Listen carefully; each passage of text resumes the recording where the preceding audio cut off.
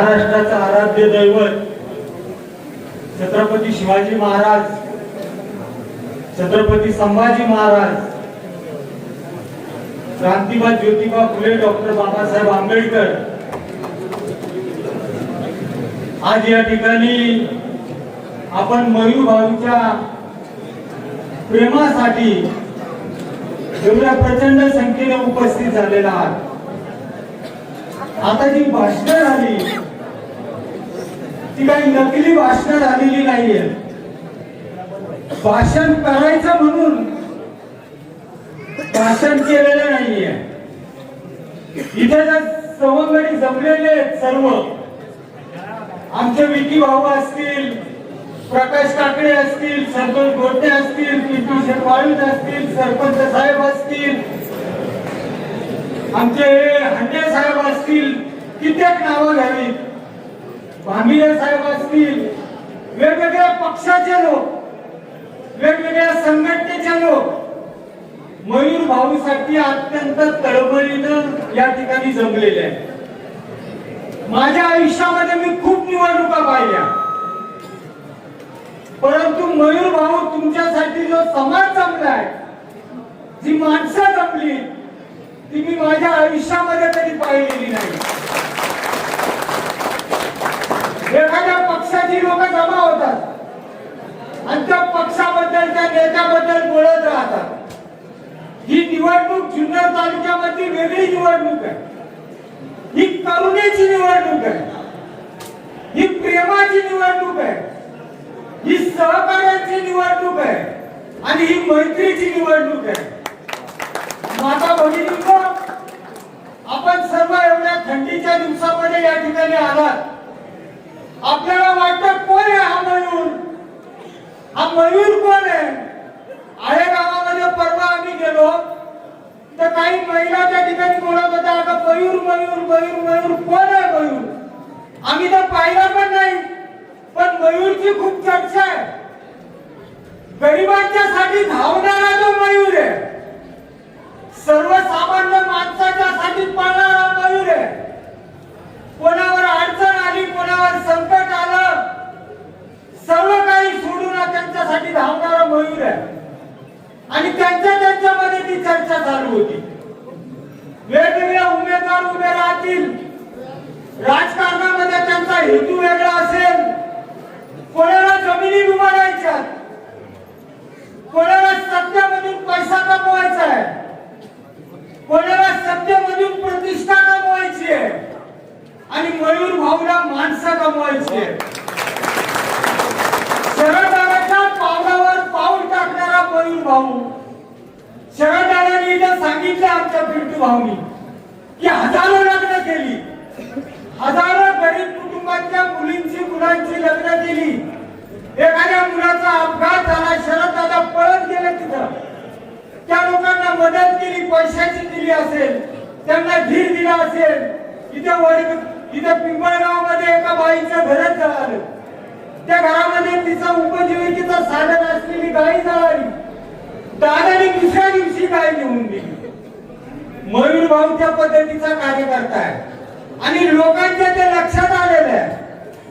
लोकांच्या लक्षात आलेलं आहे की आपण कोणाला मत द्यायचं आणि कोणाला नाही द्यायचं. वेगवेगळ्या प्रकारची लोक तुमच्या पुढे येतील, तुम्हाला भुलवतील. काही लोकांचा असा डाव चाललेला आहे की मतच विकत घ्यायची. एवढा पैसा काही लोकांनी कमवलाय बघा. त्यांचे धंदे काय आहेत ते तुम्हाला कळणार नाही. कुठे दुकान दिसणार नाही, कुठे हॉटेल दिसणार नाही, कुठे शेती करताना दिसणार नाही, पण पैसा गडगंज. कुठून आणला माहिती नाही. जाती येतील तुमच्या घरापर्यंत, 1000 घ्या, 500 घ्या, मत आम्हाला द्या. चुकूनही भुलू नका, चुकूनही भुलू नका. आपल्या पायावर धोंडा पाडून घ्या. आपल्या देशाची परिस्थिती सध्या फार भयानक आहे, राज्याची परिस्थिती फार भयानक आहे.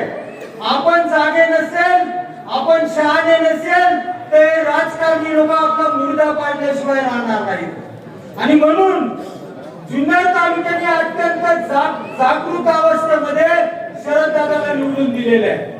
आपल्या तालुक्यामध्ये वेगवेगळ्या प्रकारची संकट उभी राहिलेली आहे. बिबट्याचं संकट उभं राहिले. हा बिबट्या माणसांना मारू लागलेला आहे. शरद दादांवर लोक टीका करायला लागली की घ्या तुम्हाला बिबट्या सफारी. बिबट्या सफारी विषय वेगळा आहे, बिबट्या विषय वेगळा आहे.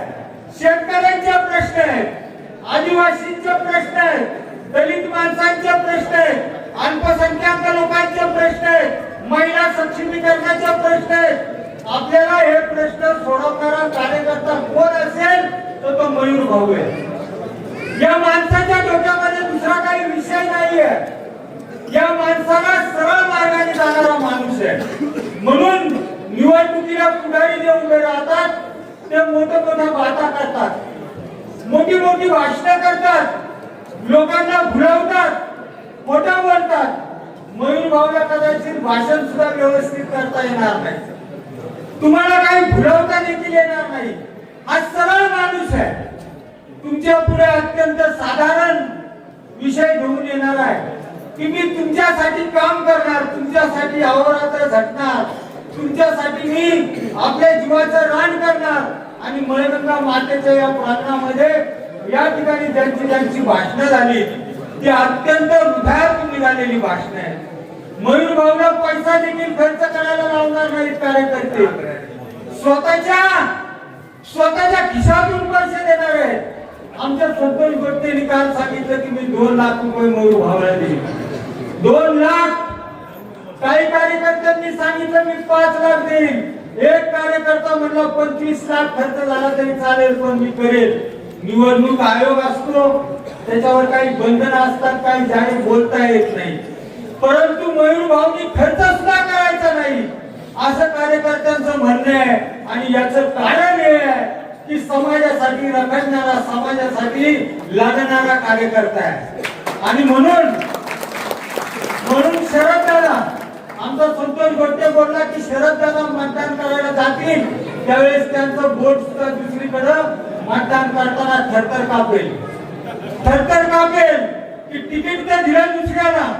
त्याच्या मागे फार मोठा इतिहास घडलेला आहे आणि तो समाजाला कळावा. तुम्ही सांगायला पाहिजे होता. हा तिकिटाच्या मागचा इतिहास समाजाला कळायला पाहिजे होता. तो सांगितला नाही कोणी. रडारड झाली. जुन्नर तालुक्याचा आमदार शरददादा सोनवणे डालकसा रडला. प्रसन्न अण्णा या मतदारसंघाचा नेता डालकसा रडला. नेताजी दादा रडला. आमच्या संगीताताई रडल्या. आमच्या गावच्या सरपंच बाई रडल्या. मयूर भाऊला तिकीट नाही म्हणून. लोकांना वाटतं की शरद दादा आमदार आहेत मग मयूर भाऊला तिकीट का दिलं नाही.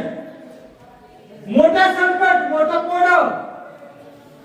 ज्यांना तिकीट पाहिजे त्यांनी शिवसेनेचे नेते गाठले. त्या नेत्यांना घेऊन एकनाथराव शिंदेंना गाठलं, महाराष्ट्राचे उपमुख्यमंत्री. आणि त्यांना सांगितलं की अमुक यांनाच तिकीट द्या.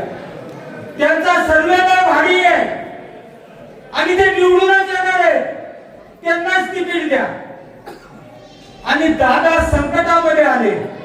दादांना शिवसेनेच्या नेत्यांचे फोनवर फोन चालू झाले की मयूर भाऊला तिकीट देऊ नका, आपला पक्ष वाढवा, दुसऱ्या माणसाला तिकीट द्या.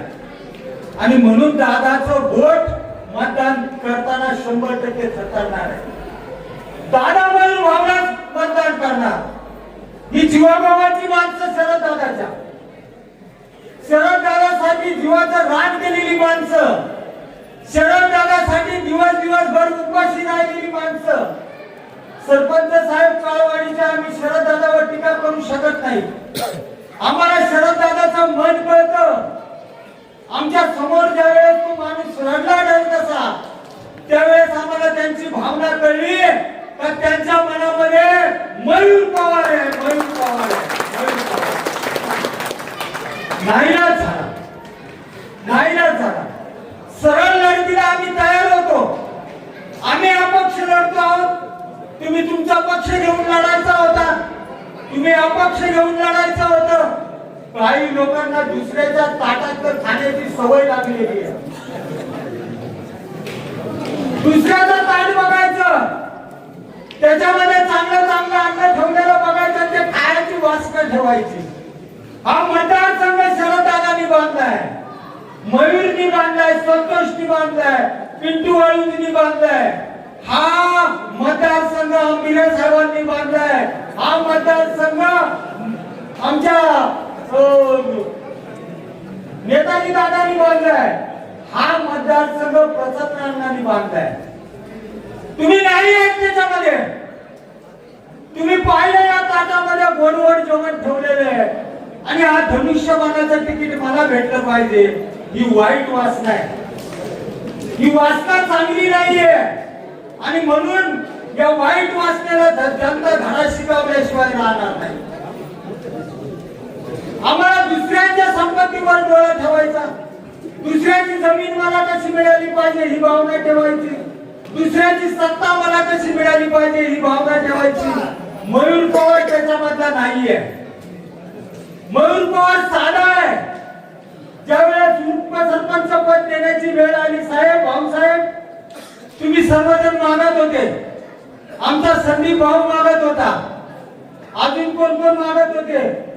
दादानी ज्यावेळेस मयूरला उपसरपंच केलं त्यावेळेस मयूरनी उपसरपंच पद मागितलं नव्हतं. हे प्रेम आहे, ही निष्ठा आहे. तुम्ही ज्या नेत्यावर प्रेम करता, ज्या नेत्यावर निष्ठा ठेवता, त्याला एका मिनिटात सोडून देता. कशा करता? तुम्हाला सत्ता पाहिजे म्हणून आणि एवढ्या वर्षाच्या नेत्याच्या नावाने तुम्ही उपभोगलं. ते काय तुम्ही उपाध्यक्षपद उपभोगलं, तुम्ही अध्यक्षपद उपभोगलं, तुम्ही अजून काही वेगवेगळ्या कार्यालयांमध्ये जाऊन तुम्ही रुबाब दाखवला असेल की मी या पक्षाचा आहे, या पदाधिकारी आहे आणि 0 मिनिटात सोडून दिलं. मला तिकीट द्या म्हणून. मयूर पवार त्यातला कार्यकर्ता नाही. आया बहिणींना मी सांगतो की जेव्हाही संकट पडेल, ज्या ज्या योजना असतील, मयूर पवारकडे बिंदास यायचं. वेगवेगळ्या योजना आहेत. 15 लाखापासून तर 50 लाखापर्यंत महिलांना कर्जाच्या योजना आहेत. त्याच्यात 35% रक्कम सरकार भरतं. वेगवेगळ्या तरुण मुलांच्यासाठी वेगवेगळ्या योजना आहेत. 50 लाखापर्यंत चालणीची व्यवस्था आहे. मयूर पवार जागा कार्यकर्ता आहे. जागा युवकांच्यासाठी नोकऱ्यांचे प्रयत्न आहेत. शरददादा आमदार आहे. MIDC सारख्या ठिकाणी नोकऱ्या लावण्याचे प्रयत्न चालू आहेत. बँकांमधून 10 लाखाचं, 20 लाखाचं, 50 लाखाचं कर्ज भेटते. आपल्या युवकांना माहिती नाहीये. त्याकरता मयूर पवार मेळावे घेणार आहेत आणि म्हणून आपण सर्वांनी जागे राहा. येत्या निवडणुकीमध्ये जागे राहिल्याशिवाय आपल्या पुढे पर्याय नाहीये. आणि हा पिंपळवंडी आळे मतदारसंघाचा गड हा आपण अपक्ष म्हणून, मित्र पक्ष म्हणून निवडूनच आणणार आहोत. याचा संकल्प करा. माता भगिनींनी हा संकल्प करा की आपल्या शेजाऱ्यांना, आपल्या भगिनींना, आपल्या बांधवांना, सगळ्या युवकांनी, सगळ्या तरुणांनी आता नव्या दिशेला आपल्याला निघायचंय. ही भावना ठेवा. मी या ठिकाणी थांबतो. जय हिंद, जय महाराष्ट्र.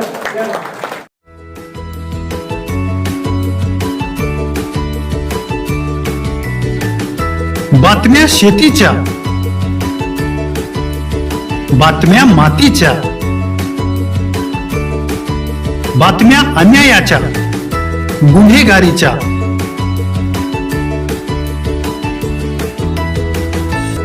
राजकारणाच्या आणि समाजकारणाच्या, शोषणाविरुद्ध बुलंद आवाज, जनसामान्यांच्या हुंकाराची गाज, सत्कार्याला प्रोत्साहन, दुष्कृत्याला अनुशासन, निर्भीड, निस्पृह, सडेतोड, बेधडक आणि रोखटोक म्हणजेच विघ्नहर टाइम्स. शोध बातमीचा, ध्यास सत्याचा. आपलं चॅनल, आपली बातमी. सबस्क्राईब तर कराच, पण बेल आयकॉनवर क्लिक करायलाही विसरू नका.